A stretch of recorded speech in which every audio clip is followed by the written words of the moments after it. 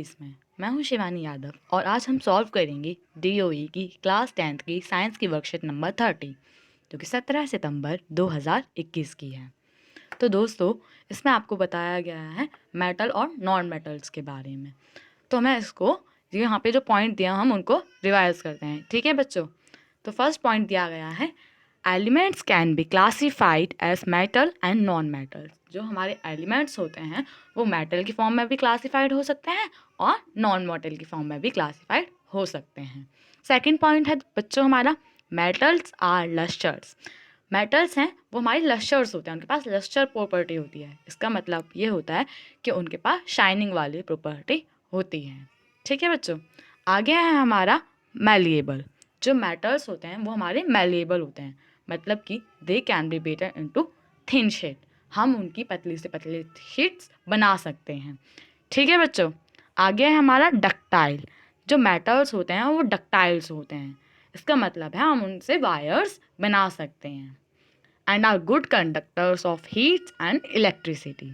They are solid at room temperature except mercury which is liquid. इसका मतलब है बच्चों कि जो सभी मेटल्स होते हैं वो सॉलिड होते हैं रूम टेम्परेचर पर। किसके सिवाय? सिर्फ लिक्विड होता है, एक जो मेटल होता है वो होता है मरकरी। मरकरी के अलावा सारे जो मेटल्स होते हैं वो सॉलिड होते हैं लिक्विड टेम्परेचर्स पर, ठीक है। आगे हमारा metal can form positive ions by losing electrons to non metals. Metals combine with oxygen to form basic oxide.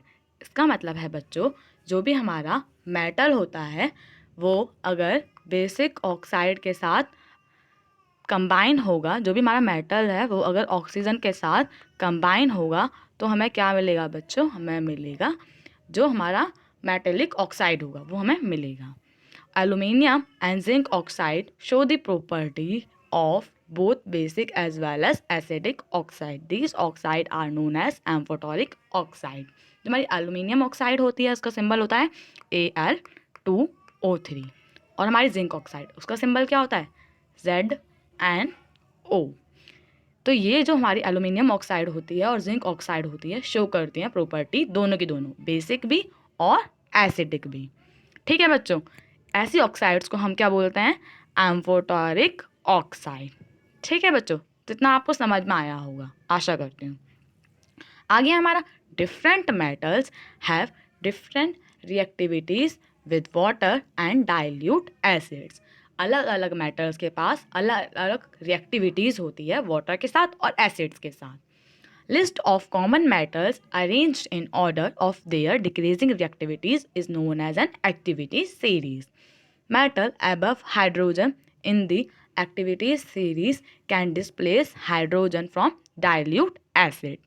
जो भी हमारा एक्टिविटी सीरीज के अंदर है, जो भी हमारे मेटल्स के जो ऊपर हाइड्रोजन के ऊपर वाले जो मेटल्स होते हैं वो हमारे डाइल्यूट एसिड्स को डिस्प्लेस कर सकते हैं।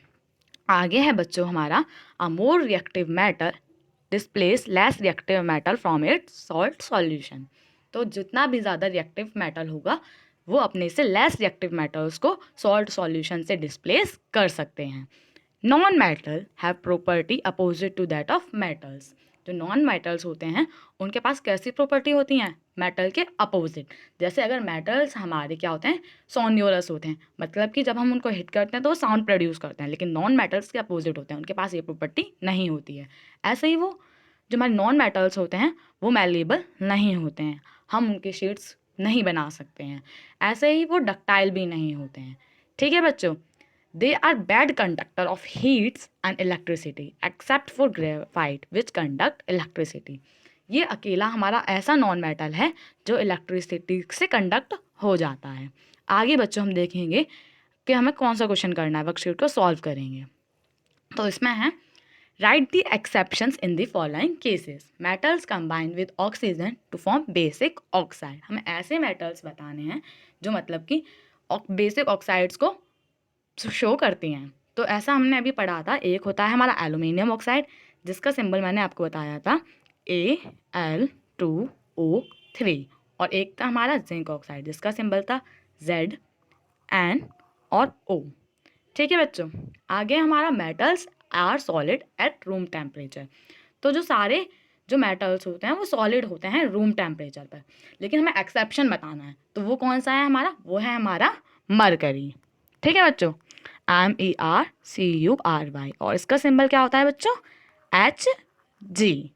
ठीक है बच्चों, आगे है हमारा non metals are bad conductor of heat and electricity. जितने भी नॉन मेटल्स होते हैं वो सारे के सारे बैड कंडक्टर्स होते हैं हीट और इलेक्ट्रिसिटी को, लेकिन इसका एक एक्सेप्शन है, वो क्या है आपका, ग्रेफाइट। मैंने अभी आपको बताया था बच्चों कि जो हमारा ग्रेफाइट होता है उसके पास प्रॉपर्टी और नॉन मेटल से अलग होती है। ठीक है बच्चों, अब हम देखेंगे क्वेश्चन नंबर 2। तो इसमें बताया हमें ट्रू फॉल्स, इसमें हमें बताने हैं। Different metals have same reactivities with water and dilute acid. तो बच्चों क्या सारे मेटल्स होते हैं, जितने भी अलग अलग मेटल्स होते हैं उनकी सेम रिएक्टिविटी होती है वाटर के साथ और डाइल्यूट एसिड के साथ? नहीं, ऐसा नहीं होता, तो उसका आंसर आएगा फॉल्स। ठीक है बच्चों, अब है हमारा second, aluminium oxide is an amphoteric oxide. तो बच्चों इसका आंसर क्या होगा, ट्रू।